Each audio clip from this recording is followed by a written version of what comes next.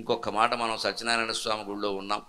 ప్రధాన కార్యకర్త సత్యనారాయణ గారు కూడా నన్ను అభ్యర్థించారు కాబట్టి సత్యనారాయణ స్వామి గురించి 2 పద్యాలు చెప్పుకుని మనం ఇందులోకి ప్రవేశిద్దాం. ఆయతనేత్రయుగ్మ కనకాంబరదీప్తులు, ఆయతనేత్రయుగ్మ కనకాంబరదీప్తులు, వీర వెంకటంబై ఇతరంబులేవి మనమందున తోపగ నీవు. ఆయతనేత్రయుగ్మ కనకాంబరదీప్తులు, వీర వెంకటంబై ఇతరంబులేవి మనమందున తోపగ నీవు. నీవు హేమాయత ధన్వితోడుగా రమాసహితంబుగా నిల్వ. ఆయతనేత్రయుగ్మ కనకాంబరదీప్తులు, వీర వెంకటంబై ఇతరంబులేవి మనమందున తోపగ నీవు. నీవు హేమాయత ధన్వితోడుగా రమాసహితంబుగా నిల్వ. సత్యనారాయణ దేవ, సత్యనారాయణ దేవ, మాకిక వరమ్ములకేమి కొరంతయుండెడిన్. స్వామివారి నేత్రాలు దర్శించండి. గుళ్ళోకి వచ్చినప్పుడు ఎప్పుడు కళ్ళు మూసుకోకూడదు, అంత శని ఇంకోట్లేదు. మనం చూడనిచ్చేదే 10 నిమిషాలు. ఆ 10 నిమిషాలు ఎక్కడ కాబట్టి చూడనిస్తారు. తిరుపతి ఎడితే మెడబెట్టి గంటేస్తారు. ఏం మూసుకుంటావు? కళ్ళు మూసుకున్నావు, బయటికి గంటేసారు. వెళ్ళిన చూడడానిక, కళ్ళు మూసుకోవడానిక? రైలు పెడుతూ శుభ్రంగా కళ్ళు మూసుకోండి. ఆ దృశ్యాలు చూడడం కంటే మూసుకోవడమే మంచిది. దేవుడి దగ్గరికి వెళ్ళి కళ్ళు మూసుకోవడం ఏంటండి? దొరికే అవకాశమే తక్కువ. వీలైతే రెప్పలు అల్లార్చకుండా గోపికలు శ్రీకృష్ణ పరమాత్మను చూసినట్టు చూడాలమ్మ. వాళ్ళు గోపికలు యమునా నదీ తీరంలో శ్రీకృష్ణుడు మురళీగానం చేస్తుంటే అలా చూసేవారట. వాళ్ళకి బ్రహ్మదేవుడి మీద కోపం వచ్చిందట.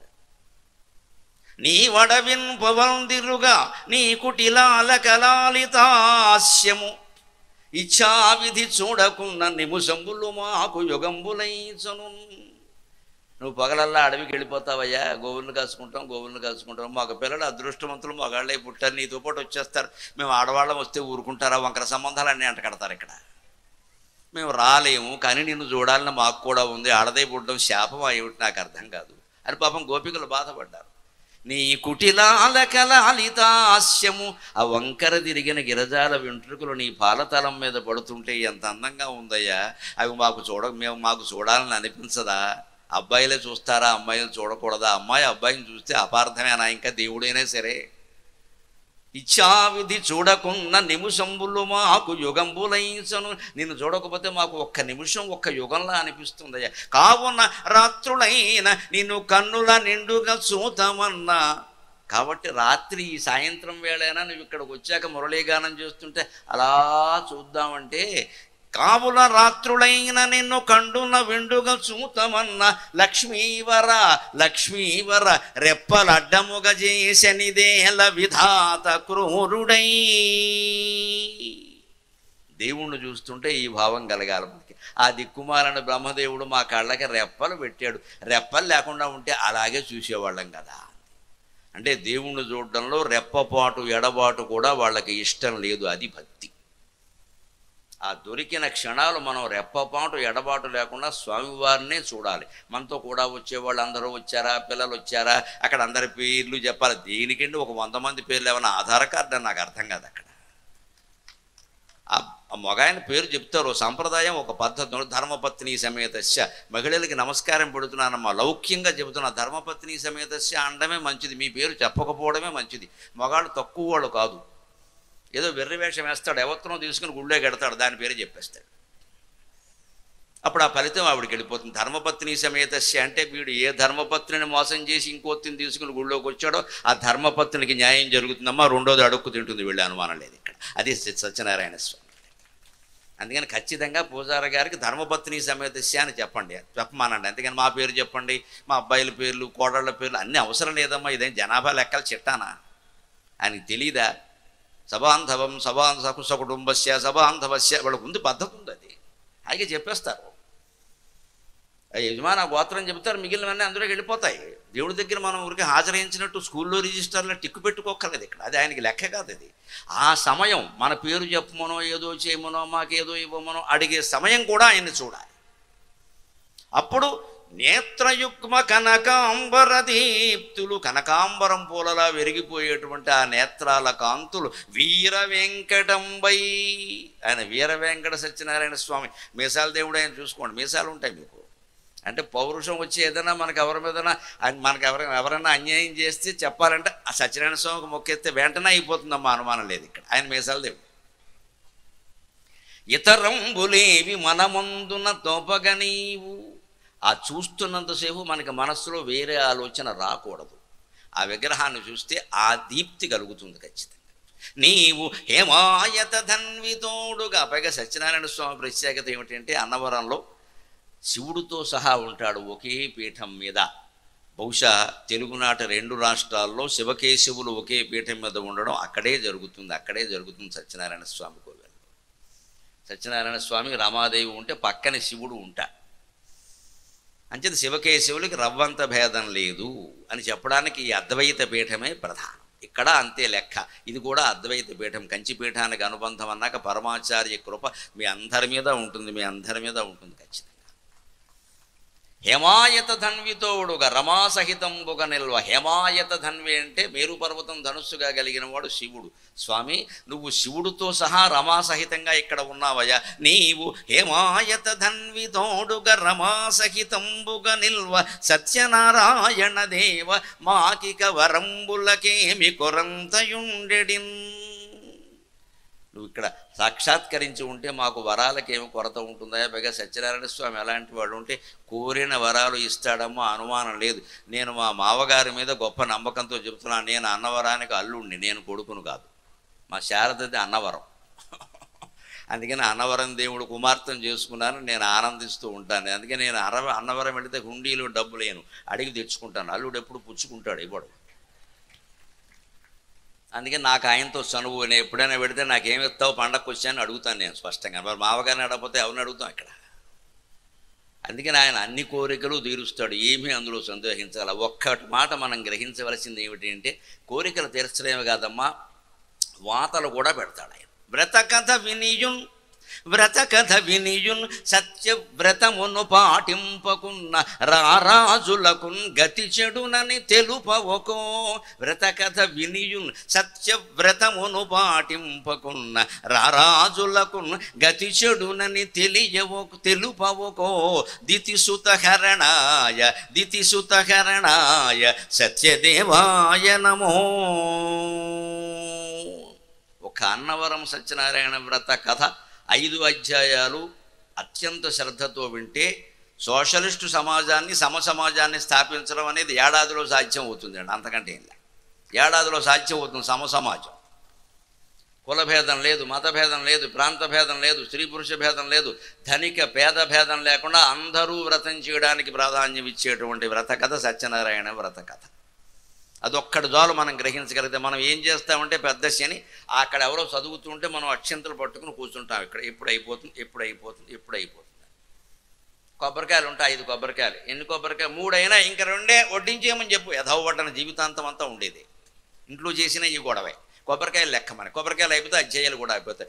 5 కొబ్బరికాయలు మొదటే కొట్టిస్తే అయిపోతాయమ్మా, దానికే ఉంది. అయిపోవడం ముఖ్యమా? మనమే అయిపోవడం ముఖ్యమన్నాక పురోహితుడికి లెక్కే ఉందండి. ఆయన అంతకంటే అవగొట్టేసి ఎక్కడికో పోతాడానికి ఇంకో ఖాతా ఉంది అక్కడ. అయిపోవడం ముఖ్యం కాదు, అందులో ఎంత ప్రసిద్ధమైన విషయాలు ఉంటాయి. ఒక కట్టెలు కొట్టేవాడు వ్రతం చేస్తాడు, ఒక బ్రాహ్మణుడు వ్రతం చేస్తాడు, ఒక రాజు వ్రతం చేస్తాడు, ఒక గొల్లవాడు వ్రతం చేస్తాడు, ఒక షావుకారు గారు వ్రతం చేస్తారు. ఆయన లేకపోతే ఆయన భార్య కూతురు వ్రతం చేస్తారు. ఎవ్వరికీ అభ్యంతరం చెప్పని ఏకైక సామ్యవాద కథ సత్యనారాయణ వ్రత కథ. అందరూ చేయండి, ఎవరైనా చేయండి, ఎప్పుడైనా చేయండి. ఊరికి దుర్ముహూర్తం లేకుండా చూసుకుంటే చాలు. దానికి ఒక పెద్ద ముహూర్తం కూడా అక్కర్లేదు. ఫలానా నాడైన దుర్ముహూర్తం చేయం. మనం శనివారం దుర్ముహూర్తం పెట్టుకుని ఏ పని చేయం కదా. ఇంకా దానికి చెప్పేది ఏముంది? అందులోనే మీరు గమనించండి, ఎక్కడ ఎవరికి దెబ్బ తగిలింది. షావుకారుకి ఎప్పుడు దెబ్బ తగిలింది, వాళ్ళ అల్లుడికి ఎప్పుడు దెబ్బ తగిలింది. అసత్యం చెప్పినప్పుడు జరిగిందమ్మా. వ్రతం చేయడం ప్రధానం కాదు అక్కడ. వ్రతం చేస్తామంటే తప్పకుండా చేసుకోవాలి అంటే అంతరార్థం ఏంటంటే ఎవరికైనా మాట ఇచ్చామంటే తప్పకుండా చెయ్యాలి.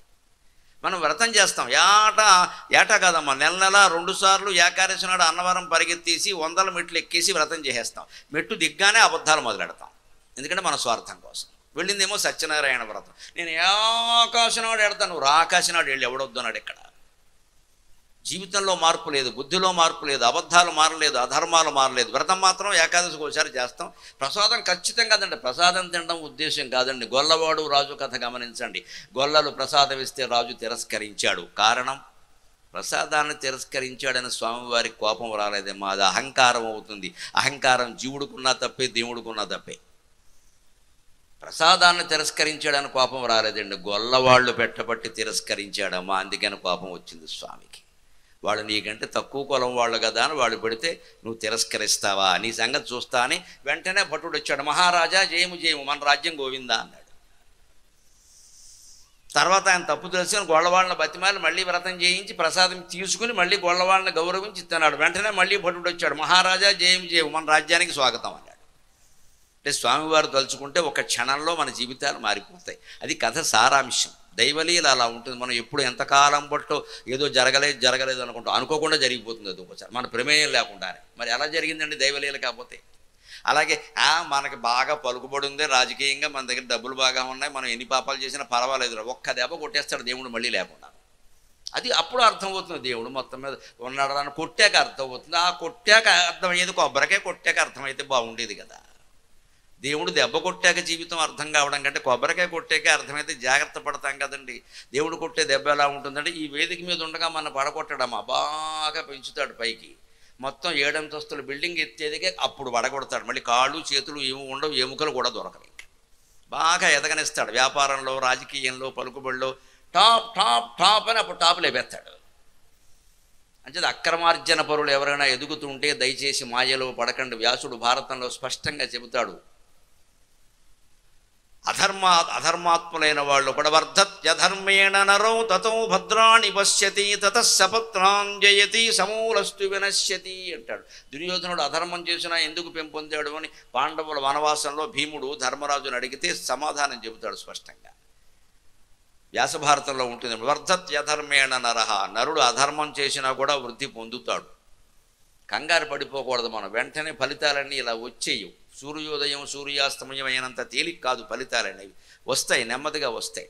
అధర్మం వల్ల కూడా మనిషి వృద్ధి చెందుతాడు. అంతేకాదు తతో భద్రాన్ని పశ్యతి, వాడు ఇంటూ శుభకార్యాలు జరుగుతూ ఉంటాయి, మేడ మీద మేడ కట్టేస్తూ ఉంటాడు, మనం కంగారు పడిపోతూ ఉంటాం అక్కడ. అంతేకాదుట తత సపత్నాంజయితి, శత్రువులను కూడా జయిస్తాడు. రాజకీయం, అధికారం, బలం, డబ్బులు అన్నీ ఉన్నాయి, జయిస్తాడు. కానీ చివర ఎప్పుడో ఓ గడి వస్తుంది, అప్పుడు సమూలస్తు వినశ్యతి, మొత్తం కోకట వేళ్లతో సహా పీకి బారేస్తారు. అది లెక్క. ఆ సమూలస్తు వినశ్యతి అనేది ముఖ్యం. ఎప్పుడు అధర్మంగా సంపాదించిన వాళ్ళు మన ముందు మేడలు కడుతుంటే, వృద్ధి పొందుతుంటే మనం అసూయ పడకూడదు, ధర్మ మార్గాన్ని విడిచిపెట్టకూడదు. వాడిని ఎదిగించి ఎదిగించి ఎదిగించి పైకి ఎదిగాక ఓ దెబ్బ కొడతాడు. ఎందుకంటే ఈ వేదిక మించి పడితే దెబ్బలు తగలవు, ఖర్చే ఉండదు. 7 అంతస్తుల మేడ మించి పట్టాడు అనుకోండి, ఆసుపత్రిలో చేరిస్తే 7 ఎకరాలు అమ్మయ్యాలి అక్కడ. అప్పుడు తెలుస్తుంది వీడి సంపాదన. అంచేత వ్రతకథ విని కూడా సత్యవ్రతాన్ని పాటించకపోతే రారాజులకు సైతం ఏ గతి పడుతుందో నీ వ్రతకథలోనే ఉందయ్యా. అటువంటి వ్రతకథని మాకు అందించినటువంటి దితిసుతకరణాయ సత్యదేవాయ నమో. దీంతో మనం భీష్మేకాదశి సందర్భంగా భీష్మునికి నమస్కరించాం, సత్యనారాయణ స్వామికి నమస్కరించాం. ఇప్పుడు శంకరాచార్య కృతమైన దక్షిణామూర్తి స్తోత్రంలోకి ప్రవేశించారు. భారతీయ వేదాంత సాహిత్యం ఎంత గొప్పదంటే, మనకున్న వేదాంత గ్రంథాలన్నింటిలోనూ అత్యున్నతమైన గ్రంథం యోగవాసిష్టం. అది 32,000 శ్లోకాలు.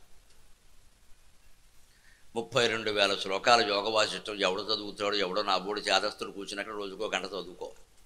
భగవంతుడు అదృష్టం వల్ల, మా తల్లిదండ్రుల ఆశీర్వచనం వల్ల అదే యోగవాసిష్టాన్ని ఇప్పటికి 8 సార్లు చదివానమ్మా. 32,000 చదివాను.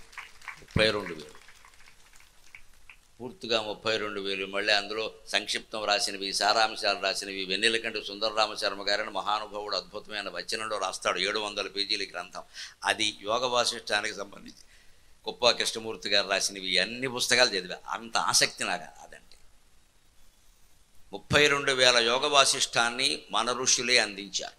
అంత చదవలేరు కలియుగంలో మానవులు, అందరికీ ఉంటుందా శ్రద్ధ అని దాన్ని కుదించి కుదించి కుదించి 3,000 శ్లోకాల రుభుగీత రూపంలో అందించారు. రుభుగీత స్వయంగా ఈశ్వరుడు చెబుతాడు రుభు అనే భక్తుడికి.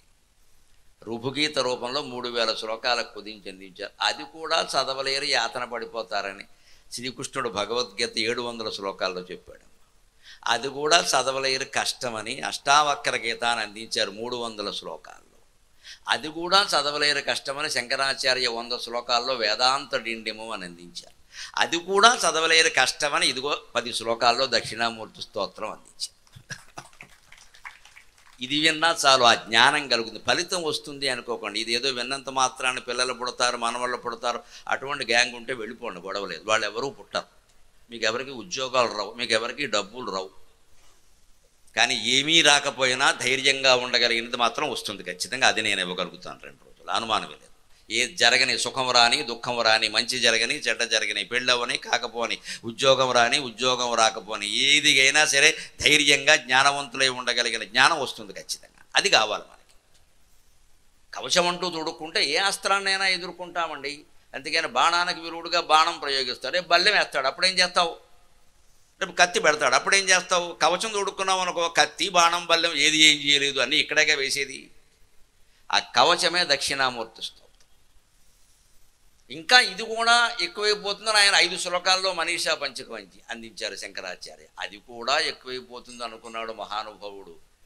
కిం జ్యోతిస్తవ భానుమానఘనిమే అని ఒకే ఒక్క శ్లోకంలో వేదాంత తత్వం అంతా చెప్పిన ఏకైక జగద్గురువు శంకరాచార్య. ఆయన చెప్పినటువంటి దక్షిణామూర్తి స్తోత్రాన్ని ఇప్పుడు పరిశీలన చేద్దాం. మౌన వ్యాఖ్యా ప్రకటిత పరబ్రహ్మతత్వం యువానం వరిశిష్టం తేమ సదృశగణైరావృతం బ్రహ్మనిష్టై ఆచార్యేంద్రం కరకలిత చిన్ముద్రం ఆనందమూర్తిం స్వాత్మారామం ముదితవదనం దక్షిణామూర్తిమీడే. చిత్రం వటతరోర్మూలే వృద్ధా శిష్యా గురుర్యువ గురోస్తు మౌనం వ్యాఖ్యానం శిష్యాస్తు చిన్న సంశయాక. మర్రి చెట్టు కింద మహాద్భుతం జరుగుతోంది చూడవయ్యా అన్నారు దక్షిణామూర్తి స్తోత్రం ప్రారంభంలో. చిత్రం వటతరోర్మూలే, 4 రోడ్ల కూడలిలో ఉన్న మర్రి చెట్టు కింద మహాద్భుతం జరుగుతోందయ్యా. ఇదేమిటి? చిత్రం వటతరోర్మూలే వృద్ధా శిష్యా గురుర్యువ. 70 ఏళ్ళు 80 ఏళ్ళు 100 ఏళ్ళు 1000 ఏళ్ళు ఎన్నున్నాయో తెలియకుండా గడ్డాలు నెరిసిపోయినటువంటి మహర్షులందరూ కూర్చున్నారు. అంతా వృద్ధుల కిందే తెలుస్తోంది.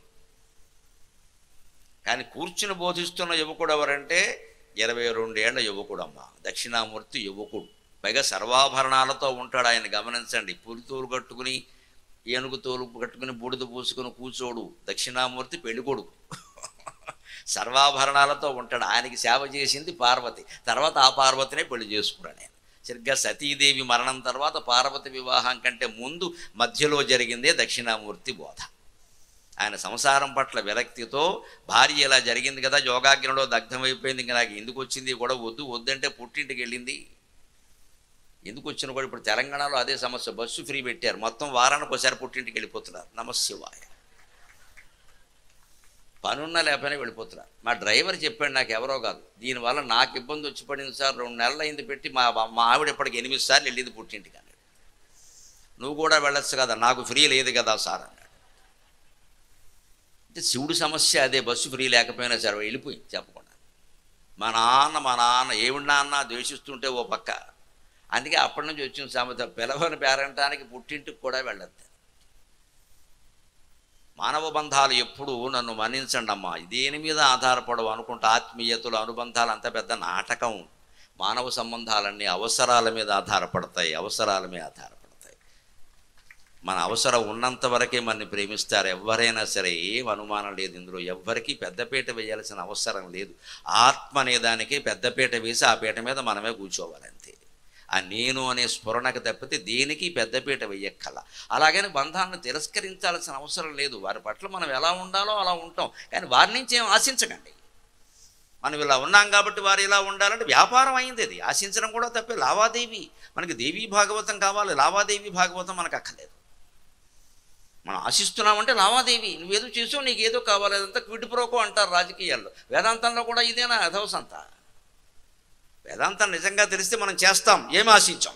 శతాబ్దాల తరబడి నా దేశంలో స్త్రీలు ఒక్క రూపాయి ఆశించకుండా భర్త హింసిస్తున్నా సరే 10 మంది పిల్లలకు అన్నం పెట్టారమ్మా, అందువల్ల నా జాతి బాగుంది, అందువల్ల నా జాతి బాగుంది. అటువంటి తల్లికి నేను పుట్టా. భర్తలు ఏమిచ్చారో వాళ్ళు ఎప్పుడు ఆలోచించాలి. అగౌరవించేవారు, ఒసే ఒసే అనేవారు. బయటకు వస్తే లోపల బొమ్మనేవారు. మాకు తెలియదా, మా చిన్నతనంలో చూడలేదా ఈ చావు అంతా? ఎక్కడా వంటలో తేడా లేదు. కాఫీ అంటే సమయానికి ఇచ్చేసి ఎంత సేవో. పైగా 10 మందిని కన్నారు, అందరి పిల్లలకి అలాగే చేశారు. మరి ఆ స్త్రీలకి ఎన్ని కోట్లు ఇస్తే సరిపోతుందండి? ఇటువంటి జాతి ఇది, స్త్రీలు పెంచిన జాతి అండి ఇది, మగవాళ్ళు పెంచిన జాతి కాదమ్మా. త్యాగమూర్తులైన స్త్రీలు పెంచిన జాతి ఇది. వాళ్ళు ఉద్యోగాలు చేశారా, చదువుకున్నారా, బయటికి వెళ్ళారా? పెళ్ళో పేరెంటమో వస్తే కూడా ఇంట్లో భర్తకో పిల్లలో బాగోకపోతే ఎగ్గొట్టేశారు, కూర్చున్నారు ఇంట్లో, నా పిల్లాడికి బాగోలేదని. ఎంతమంది మన కళ్ళతో నా వయస్సు ఉన్న వాళ్ళందరూ వాళ్ళ తల్లులు తండ్రులు చేసిన ఇటువంటి త్యాగాలే అనుభవించారు ఖచ్చితంగా. ఇవాళ ఆ తరాన్ని చూడగలుగుతున్నావా? ఎవరితో మాట్లాడినా 10 ఏళ్ళు దాటితే చాలు, నా సౌఖ్యం నాకు ముఖ్యం, నా కెరీర్ నాకు ముఖ్యం, నా చదువు నాకు ముఖ్యం, ఐ డోంట్ కేర్. ఇంక 20 ఏళ్ళు వస్తే 30 ఏళ్ళు వస్తే చెప్పక్కర్లేదు. ఇంకా ఎందుకు వచ్చింది ఈ ప్రపంచం? మానవ బంధాలని మనం పొరపాటుగా లెక్కేశాం. వేదం చెప్పింది స్పష్టంగా, నవా అరే మైత్రేయి పత్యు కామాయపతి ప్రియో భవతి ఆత్మనస్తు కామాయపతి ప్రియో భవతి. నవా అరే మైత్రేయి జాయా ఏ కామాయ జాయా ప్రియా భవతి ఆత్మనస్తు కామాయ జాయా ప్రియా భవతి. నవా అరే మైత్రేయి పుత్రస్య కామాయ పుత్ర ప్రియో భవతి ఆత్మనస్తు కామాయ పుత్ర ప్రియో భవతి. నవా అరే మైత్రేయి విత్తస్య కామాయ విత్తం ప్రియం భవతి ఆత్మనస్తు కామాయ విత్తం ప్రియం భవతి. నవా అరే మైత్రేయి సర్వస్య కామాయ సర్వం ప్రియం భవతి ఆత్మనస్తు కామాయ సర్వం ప్రియం భవతి. ఆత్మా వా అరే ద్రష్టవ్యో మంతవ్యో శ్రోతవ్యో నిధిధ్యాసితవ్యః మైత్రేయీ అని చెప్పాడు యాజ్ఞవల్క్యుడు. ఉపనిషత్తుల్లో ఉంటుంది. ఆయన 2 భార్యలు కాత్యాయని మైత్రేయి, వాళ్లే కోరు చేసుకున్నారు. ఈయనేం చేసుకోలేదు, రెండో పెళ్ళని అనుకోకండి, వాళ్లే కోరు చేసుకున్నారు. మాకు కావాలి లేకపోతే ఆత్మహత్యలు చేసుకుంటామంటే ఏం చేస్తారు, ఈ పాపం నాకెందుకని చేసుకున్నాడు. కాపురం అంతా జరిగింది, ఏదో పిల్లలు పుట్టారు, బాగుంది. ఆయన ఆత్మనిష్ఠుడు, ఈ కాపురాన్ని పెట్టు కూర్చుంటే ఆయనకి నడవదు ఇక్కడ. అందుకని స్పష్టంగా చెప్పేశాడు, ఏదో సంపాదించాం, గుడిసో ఏదో ఉంది, ప్రభుత్వం వారి పథకాలు కొన్ని ఉన్నాయి, అవి కూడా తీసుకోండి, నాకు ఎందుకు వచ్చిన గొడవ, నేను వెళ్ళిపోతున్నాను, నాకు ఆత్మజ్ఞానం ఉంది, ఆత్మనిష్ట కావాలి, అందులో ఉండిపోవాలి నేను. అందుకని ఇందులో ఉండి పిల్లలు మనవాళ్ళు ముక్కు తుడవడం, మూతి తుడవండి, డైపర్లు మార్చండి అంటే నా వల్ల కాదు ఇది అని చెప్పాడు మైత్రి. అని చెప్పి ఉన్నదంతా 2 భార్యలకి పంచేశాడు సమానంగా, ఏమీ తేడా లేదు ఇందులో, మీరు చూసుకోండి. కాత్యాయని ఆ పంచింది ఏదో తీసుకుని మామూలుగా ఉంది. మైత్రి అలా లేదు, మనిషిని బట్టి జ్ఞానం ఉంటుందండి. ఆవిడ స్థాయి వేరు. ఆవిడకి అనుమానం వచ్చింది, మా భర్తను మేము ఎప్పుడూ అవమానించలేదు, ఆయన మమ్మల్ని అవమానించలేదు, చాలా అన్యోన్యంగా సాగింది కాపురం, ఎందుకు వదిలి వెళ్ళిపోతే? మేము ఇద్దరం ఎప్పుడు దెబ్బలాడుకోలేదు, హాయిగా ఉన్నాం, పోటీపడి సేవలు చేశాం, మమ్మల్ని ఆయన పోటీపడి ప్రేమించారు, పిల్లలు ఉన్నారు, ఆస్తులు ఉన్నాయి. ఇంత సౌఖ్యాన్ని, సంపదని, భోగాన్ని, అన్యోన్యాన్ని వదిలేసి వెళ్ళిపోతున్నాడు ఈయన ఎక్కడికో అంటే ఆవిడ ఎలా ఆలోచించిందంటే, వీటన్నిటికంటే ఇది గొప్పది కదా అని ఆలోచించిందండి ఆవిడ. అది ఆలోచన. ఇంత దాన్ని వదిలేసి ఆయన వెళ్ళిపోతున్నాడు అంటే, ఆయన వెళ్ళిపోతున్న పదార్థం ఏదో ఉందో, ఆత్మ అప్పడమో ఏదైనా సరే, అదేదో దీనికంటే గొప్పది కదా, లేకపోతే ఎందుకు వెళ్ళిపోతాడు అని మైత్రేయి కూర్చుని, మీరు ఎందుకు వెళ్ళిపోతున్నారు, ఇంతకంటే అది గొప్పది కదా, అది నాకు చెప్పండి అంది ఆవిడ. ఆస్తి పుచ్చుకోలేదు, అది కాత్యాయనికి మైత్రేయికి. ఈ ఆస్తి నాకు వద్దు, ఇది గొప్పదైతే మీరు తీసుకునేవాళ్ళు కదా, మాకెందుకు ఇస్తారు, దీంట్లో ఏదో లోపం ఉంది, ఈ ఆస్తులు, సంపదలు, ఈ వాసనలు, వీటిలో లోపం ఉంది, అందుకే మీరు వెళ్ళిపోతున్నారు.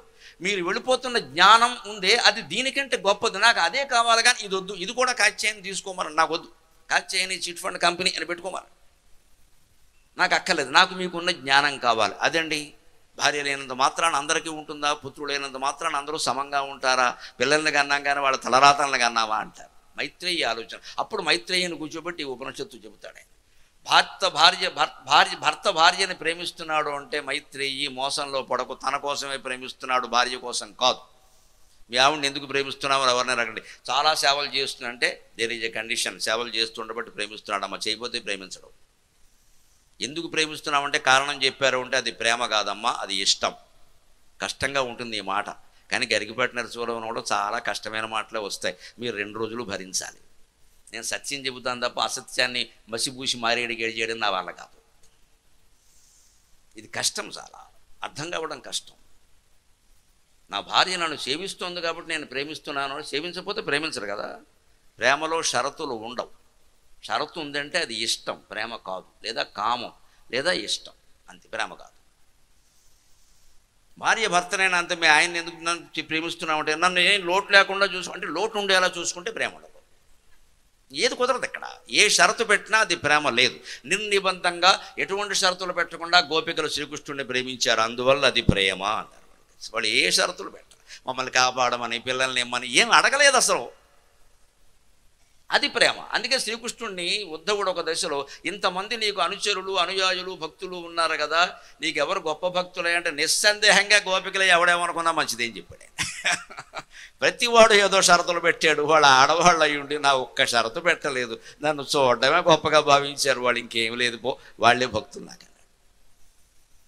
పైగా అప్పుడు చెబుతాడు రహస్యం, ఉద్ధవా వాళ్ళు ఎవరు అనుకుంటున్నారు అయ్యా, రామావతారంలో ఉండగా నన్ను చూసి మోహంలో పడిన మహర్షులయ్యా వాళ్ళు అని అసలు రహస్యం అప్పుడు చెబుతాడు. అందాల రాముడు అందువలన దేవుడు. రామాయణంలో ఆయన అరణ్యవాసం చేస్తుంటే శరభంగుడు లాంటి మహర్షులు, శరభంగ మహర్షికి ఆ పేరు ఎందుకు వచ్చింది? శరభంగం అంటే బాణాలు దెబ్బతున్నాయి. ఎవరి బాణాలు దెబ్బతున్నాయి? మన్మథ బాణాలు ఆయన విషయంలో పనిచేయాలి. ఆయన జీవితం మొత్తం మీద ఎప్పుడు కామవాంఛకు లోనుగాల, అది శరభంగ మహర్షి అంటే. అటువంటి వాడు రాముడిని చూడగానే సీతాదేవి చాలా అదృష్టవంతురాలు అన్నాడు. కలిగింది ఆయనలో భావన వేరే. అంటే పెళ్లి చేసుకుంది కదా, రాముడిని కౌగులించుకునే హక్కు ఆవిడకుంది, నాకుంది ఏమిటి ఈ మునిని అని. సీతాదేవి చాలా అదృష్టవంతురాలయ్యా అని, రామచంద్ర ఒక్కసారి నిన్ను కౌగులించుకుంటాను. ఎవరైనా అగ్ని ప్రవేశానికి సిద్ధపడినవాడు, జీవితం పట్ల విరక్తితో కాదు, సంపూర్ణ సంతృప్తితో నేను చేయవలసినవన్నీ చేశాను, తపస్సు చేశాను, ఇంక ఈ తపస్సులో కూడా ఆత్మజ్ఞానమే, ఈ శరీరం ఉన్నా ఒకటే రాలిపోయినా ఒకటే అని నేనే రాల్చేయదలుచుకున్నా పనిగట్టుకుని అగ్ని ప్రవేశం చేశాడు. శబరి కూడా రామచంద్రుని ఎదురుగా అగ్ని ప్రవేశం చేసింది. శ్రీరామచంద్రుడు స్వయంగా నదీ ప్రవేశం చేశాడు. సీతాదేవి భూప్రవేశం చేసింది. పాండవులు మహాప్రస్థానం చేశారు. ఎంతోమంది ఋషులు ప్రాయోపవేశం చేశారు దర్భల మీద కూర్చొని. ఇది భారతీయుల యొక్క ఔన్నత్య సిద్ధాంతం. ఇది నీ పని అయిపోయినప్పుడు, నీకు ఇంకేమీ ఆశించేది ఏం లేనప్పుడు, నీకు ఇంకా లోకం పట్ల ఏమీ బాధ్యతలు బరువులు ఏమీ లేనప్పుడు వెళ్ళిపోతే మన తిండి ఇంకోటి తింటాడు, మన బట్ట ఇంకోటి కట్టుకుంటాడు, మన ఇంట్లో ఇంకోటి ఉంటాడు. ఈ త్యాగభావంతో సంపూర్ణ సంతృప్తితో స్వయంగా వ్యక్తి జీవితాన్ని వదిలేయడాన్నే ప్రాయోపవేశము అగ్ని పరీక్ష అంటారు. దానికి 4 విధానాలు అప్పట్లో చేశారు. దర్భల మీద కూర్చొని వదిలేయడం ప్రాయోపవేశం, అగ్ని ప్రవేశం చేయడం అగ్ని ప్రవేశం, నదీ ప్రవేశం చేయడం నదీ ప్రవేశం, ఉత్తర దిక్కుగా ఏమీ అన్నం నీళ్లు లేకుండా నడిచి పెడుతూ ఎక్కడ నీరసం వచ్చి పడిపోతే అక్కడే ప్రాణం వదిలేయడం మహాప్రస్థానం. ఈ 4 ప్రక్రియలకి మనకు ఉదాహరణలు ఉన్నాయి. అగ్ని ప్రవేశానికి సిద్ధపడిన శరభంగ మహర్షి కూడా రాముణ్ణి చూసి, రాముడు చాలా అందంగా ఉంటాడట అని విని పక్క మహర్షితో అన్నట్టు, నువ్వు ఎలాగో పోవడం తప్పదు కదా, ఒకసారి ఆయన చూసి వెళ్ళిపోతా అన్నట్టు. చూశాడు, బంధాల్లో ఇరుక్కున్నాడమ్మా. రాముడు చూడగానే ఆయన్ని భర్తగా పొందితే బాగుండి అనిపించింది, ఒకసారి ముట్టుకుంటే బాగుండి అనిపించింది, కౌగులించుకుంటే బాగుండి అలా చూశాడు. రాముడు మాత్రం అలా ఓ నవ్వు నవ్వి ఎలా అన్నాడంటే, ఈ జన్మకి no vacancy, only Sitadevi reserved, నువ్వు వెళ్ళిపో అని చెప్పాడు. కానీ వదలలేదు భక్తుల కోరిక, వాళ్లే గోపికలుగా పుట్టారు. అందుకే శ్రీకృష్ణుడు వాళ్ళ కోరికలన్నీ తీర్చాడు. అనుమానమే ఆయనకు తెలుసు. భగవద్గీతలో చెప్పాడు స్వయంగా, బహూని జన్మనామంతే బహూని మే వ్యతీతాని జన్మాని తపచార్జున తాన్యకం వేద సర్వాణి నత్వం వేత్త పరంతప. ఈ గోపికలు ఎవరి జన్మో, వసుదేవుడు ఎవరి జన్మో, బలరాముడు ఎవరి జన్మో, అర్జునుడు ఎవరి జన్మో, ఇవన్నీ ఆయనకి తెలుసు. వీళ్ళెవరికి అవి తెలియవు, అంతే తేడా. దేవుడికి జీవుడికి తేడా ఏమిటంటే, దేవుడికి తన పూర్వజన్మలు పరజన్మలు మన జన్మల గురించి కూడా తెలుసు, మనకి మన జన్మే తెలియదు, వేరేవేం తెలుస్తాయి. అదే దేవుడికి జీవుడికి తేడా. అది గ్రహించగలిగితే చాలు. అందుకని అదే తత్వం కాబట్టి ఇక్కడ వృద్ధా శిష్య గురువు యువ, వీరందరూ ఇక్కడ కూర్చున్న వాళ్ళందరూ వృద్ధులు. ఎన్ని వందల ఏళ్ళు ఉన్నాయో వాళ్ళకే తెలియదు. ఎందుకంటే మనకి మళ్ళీ పుట్టినరోజులు చేసుకుని కేకులు పేకలు కోసే అలవాటు వాళ్ళకి లేదు. ఈ లెక్కలు ఉంటే తెలుస్తాయి ఎన్ని పుట్టినరోజులు. 57th 58th అంటూ దీనికి ఇంగ్లీష్ ఒకటి దిక్కుమాలిన భాష. 57 58 అని పెట్టట్లేదు, 57th 58 అంటే. పైగా అసలు 50 ఏళ్ళు దాటాకైనా మనిషికి పుట్టినరోజు చేసుకుందుకు ఆలోచన ఉండాలి. కనీసం 50 ఏళ్ళు దాటాక 60 వచ్చాయి 70 వచ్చాయి అనకూడదు, అజ్ఞానం. 60 ఏళ్ళే 70 ఏళ్ళే, అది గుర్తుపెట్టుకో. ఆలోచన ఉండాల్సింది. 60 ఏళ్ళే అంటే ఇంకా 40. 100 ఏళ్ళు ఎవడు బతికాడు కనుక 80 ఏళ్ళు బతికితే గొప్ప. అందుకని ఇంక 20. 65 ఏళ్ళే ఇంకా 15. 70 ఏళ్ళే ఇంకా 10. 79 ఏళ్ళే రేపే అనుకుని సిద్ధంగా ఉండాలి. రేపే విడుదల అన్ని కేంద్రాల్లో అనుకుని వీడు మృత్యువుకి సిద్ధంగా ఉండాలి. అంతేగాని ఇంకా అలా మనకొని ఉన్నాయండి, ఇంకానో మా మనవడికి ఎంసెట్ సీట్ వస్తుంది, ఎంసెట్ సీటు కదా ఎక్కడో సీట్ వస్తుంది, నీకేం సంబంధం అది? ఇదే మనం పెంచుకునే కాంక్ష. నీకు 70 ఏళ్ళు వచ్చేవాడు ఎంసెట్ కూడా నీకెందుకు ఇక్కడ? మళ్ళీ గుళ్ళోకి వస్తూ ఉంటాడు, భగవద్గీత వింటూ ఉంటాడు. నేను రామకోట రాశాను, నువ్వు ఏ కోట రాసినా ఒకటే ఇక్కడ. పెన్న దండగా శిర దండగా నీ సమయం దండగా. ముందు మనవడి మీద వదిలే మమకారం. మనవాడి సంగతి కొడుకు కోళ్ళు చూసుకుంటారు, కూతురు అల్లుడు చూసుకుంటారు. నీకెందుకు ఈ గోల? వాడు స్కూల్లో దింపంటే దింపే, మళ్ళీ తీసుకొచ్చేయమంటే తీసిచ్చే, ఏమైనా డబ్బులు ఇస్తే రూపాయి పుచ్చుకో, లేకపోతే ఊరుకో. ఇదో చాకిరీ చేసుకో, సరదా ఉంటే వదిలే ఆ విషయాన్ని. చేసే ఇంట్లో ఉన్నాం కదా, ఏదో చేస్తాం అంతే, అంతకు ఇంకేం అక్కర్లేదు అక్కడ. వాడు చదువు, వాడి వృద్ధి ఇవన్నీ మన పని కాదండి. పిల్లలు ఏం చెప్పి వాడు పెళ్ళిళ్ళు ఎందుకు చేసాం, వాడు చూసుకోవాలి. చేయడం మొదలుపెట్టాను కూడా ముఖ్యంగా మహిళలు చాలా ఇబ్బంది పడుతున్నారమ్మా. ఆవిడ అమ్మమ్మ గారు అయిపోయింది, ఈ డైపర్లు మార్చే పని తప్పట్లేదు ఆవిడకి. పైగా దీనికోసం అమెరికా కూడా పెడతారు. అందుకే నేను ఒకసారి చూశాను 15 ఏళ్ల క్రితం, ఎప్పుడు అమెరికా వీసాకి లైన్లో నిలబడినప్పుడు నా ముందు పెద్ద ఆవిడ నిలబడింది. వాడు వేళ కూడా వాడుతున్నాడు, డైపర్ వీసా అంటున్నాడు. నాకు అర్థం కాలేవండి, డైపర్ వీసా అంటాడు ఏమిటి అంటే, ఈ 70 ఏళ్ళ ఆవిడ అమెరికా ఎందుకు ఎడుతుందంటే మనవరాలకి డైపర్లు మార్చడానికి, ఇంక వేరే పనే లేదు. అప్పుడు మాత్రం ఫోన్లు చేసేస్తారు మనకి, అమ్మ నువ్వు రావాలి. మనకి ఇష్టం లేని పెళ్లి చేసుకుంటారు, కానీ మన పిలుస్తారు చాకిరీకి. అప్పుడు గుర్తు రావాల్సిందే, ఆడదానికైనా మగవాడికైనా. ఇక నేను ఇప్పటికి 70 ఏళ్ళు బతిగా, ఇంకెన్నేళ్ళు బతుకుతానో తెలియదు. ఇప్పటికైనా దక్షిణామూర్తి స్తోత్రం చదవద్దా, మనీషా పంచకం చదవద్దా, కిం జ్యోతిస్తవ భానుమాన్ అని ఒక్క శ్లోకమైనా చదివి నేర్చుకోద్దా? ఈ ఎదవ డైపర్ సర్వీస్ అయినా ఎంతసేపు ఇక్కడ? ఈ తొందర పడాలి, ఈ తొందర పడ్డం కోసమే అంత పెద్దవాళ్ళు అక్కడ కూర్చున్నారు. అక్కడ వృద్ధ శిష్య గురుర్యువ ఇంత చేసి ఏమన్నా జరుగుతోందా అని పెద్ద వీడియో పెట్టు కూర్చుంటే ఏం జరుగుతోందంటే, గురువు వస్తూ మౌనం వ్యాఖ్యానం. గురువుగారు ఏమీ చెబుతున్నట్టే లేదు, ఆయన ఇలా ఉన్నాడు. ఆయన మాట నోరు విప్పడం లేదు, అసలు ఏమీ లేదు. మౌనం వ్యాఖ్యానం, మౌనంగానే ఉన్నాడు దక్షిణామూర్తి. శిష్యాస్తు చిన్న సంశయా. అక్కడ వచ్చిన వాళ్ళు వశిష్ఠ మహర్షు, వామదేవ మహర్షు, అసితుడు, దేవలుడు, దేవఋషులు, బ్రహ్మఋషులు, రాజఋషులు, మహర్షులు ఎవరికీ తెలియదు. కానీ వాళ్ళు మాత్రం 1 గంట కూర్చుని నాకు దొరికింది సమాధానం అని వెళ్ళిపోతున్నారండి. ఒక బ్రహ్మజ్ఞాని అయిన వాడు కేవలం మౌనంగా ఉంటేనే అతని సన్నిధిలోనే అన్ని సమస్యలకి సందేహాలు దొరుకుతాయేమో, సందేహాలు తీరిపోతాయి, అనుమానం వెళ్ళ. రమణ మహర్షి అటువంటి జ్ఞాని, కంచి పరిమాచారి అటువంటి జ్ఞాని. వాడు మౌనంగా ఉంటే చాలు, మాట్లాడక్కల్లా. రమణ మహర్షి ఎవరికి ఏం చెప్పేవాడు కాదు, ఎవరైనా ఊరికే ఏదో అడిగినా ఇలా చూసేవాడు ఒకసారి, వాడికి సమస్త సందేహాలు వెళ్ళిపోయేవాడు. సరిగ్గా దక్షిణామూర్తి యొక్క మన అదృష్టం కొద్దీ కలియుగంలో ఉన్న అవతారమే రమణ మహర్షి, అంతకంటే